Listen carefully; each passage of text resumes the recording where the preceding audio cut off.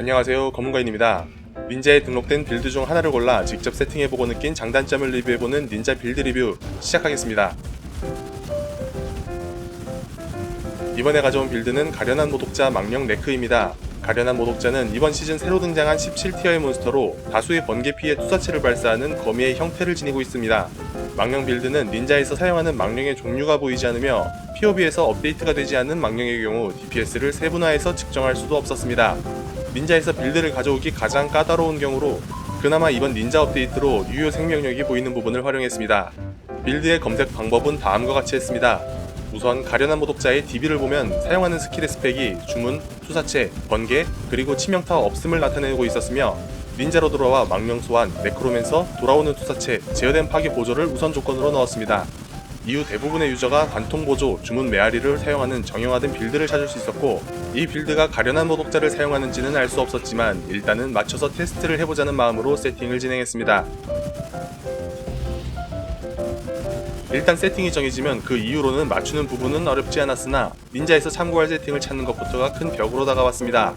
기본적으로 신규 고유템인 악령 군주를 활용하지만 이후 다른 아이템의 경우 너무나도 많은 경우의 수가 있었으며 그나마 판단의 근거가 되는 유효 생명력을 기준으로 탱키한 세팅을 참고해 진행해야 했습니다.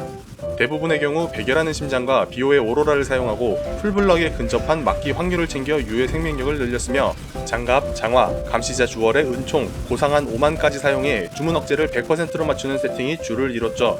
증오의 맛과 루비, 토파즈 플라스크를 이용해 저항을 해결했으며 증오의 맛이 상시 유지가 아니기 때문에 따로 냉기 저항만 챙기는 정도로 최대 저항을 상회하는 수치를 얻을 수 있었으며 장화에서 망령 잼 레벨을 챙기는 유저는 많진 않았지만 어차피 전미화가 남고 장화의 총주격 포식자 옵션이 크게 도움되는 상황이 아니기 때문에 엘더 베이스로 작업을 진행했습니다. 이번 리그에서는 매장지에서 만들어진 아이템 중 영향력이 부여된 장비도 분열 옵션을 달고 나오기 때문에 태그가 없는 주문 억제가 분열된 장화로 제작을 했으며 1디바이너치의 속박의 화석을 전부 사용했을 때 망령 잼 레벨 옵션이 총 3번에서 4번 등장했습니다. 접두어의 번개 태그는 엘더밖에 없기 때문에 전미 고정 번개 재련으로 확정으로 구양을 할 옵션을 넣을 수 있었으며 섬뜩한 오브를 사용할 수 없어 장막의 오브로 이속을 넣어 마무리를 해야 했습니다. 다른 장비는 분열 옵션만 잘 선택한다면 큰 어려움 없이 제작이 가능했으며 무기 또한 모든 주문 스킬 잼 레벨이 분열되어 있다면 소환수 잼 레벨은 높은 확률로 볼 수 있어 에센스만으로도 제작이 가능했습니다. 장비의 세팅이 끝났다고 해서 끝이 아니었습니다. 우리가 사용하는 망령이 17티어에서 등장하며 망령이 없으면 매핑을 할 수 없기 때문에 지인을 이용하거나 네크 망령 분양 채널에서 유저를 찾아야 했습니다. 기존에 많게는 4마리에서 5마리만 사용했던 망령이 신규 유니크인 악령 군주로 인해 무리 없이 8마리의 망령을 소환할 수 있었습니다. 하지만 망령 외에 다른 소환수를 사용할 수 없는 단점으로 버프용 무기기동, 골렘 등을 사용할 수 없거니와 원격 기폭 장치 또한 사용할 수 없었고 이 부분은 복잡한 것을 싫어하는 저한테는 장점으로 느껴졌습니다.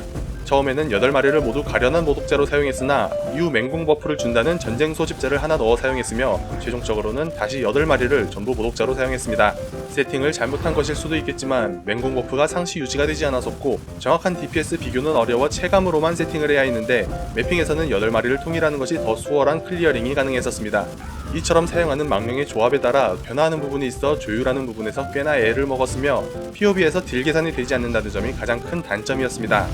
CI 빌드에서 탁월하게 원소 피해를 방어하는 백열하는 심장과 비껴내기 없이 순수 막기 확률이 75%인 찐 풀블럭, 6만 이상의 방어도로 인한 비오의 오로라로 막기 시 에너지 회복과 시즌 초반엔 버그가 있었지만 이제는 정상화된 네크로맨서 전직 노드 뼈대 방어막으로 인한 흡수, 이 모든 게 시너지를 일으켜 한 방에 죽거나 죽지 않거나 둘 중 하나만 볼 수 있었습니다.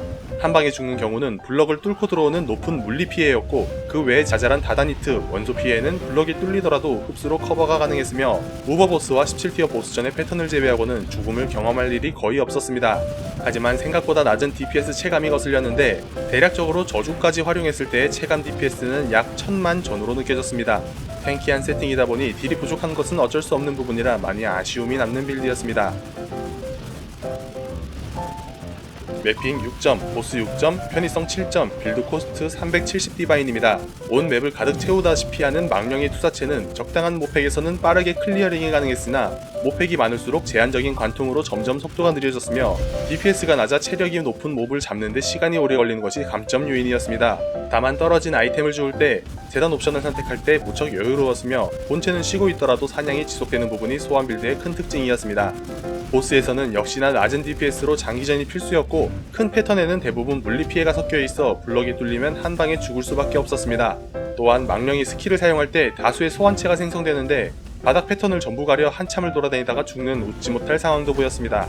편의성은 세팅 이후로는 꽤 준수했지만 왼쪽 클릭이 막힌 상황에서 소집을 자동화로 사용할 경우 심연주얼의 소환수 스킬 사용 시 피해 증가 옵션을 이용할 수 없어 직접 소집을 사용해야 했으며 저주를 무기의 트리거로 사용할 경우 높은 마나 소모량은 덤이고 필요할 때 즉시 사용할 수 없어 저주 또한 직접 시전해야 했습니다. 빌드 코스트는 총 370디바인으로 마피보다 비싼 각성한 주문 메아리 보조는 사용하지 않았습니다. 무기와 신발 4개의 심연주얼이 높은 가격대를 보이며 전부 타협할 경우 낮은 커런시로도 세팅은 가능했지만 가뜩이나 낮은 DPS를 더 낮출 수 없어 탱 세팅 외에 다른 부분에서 적잖은 투자를 해야 했습니다.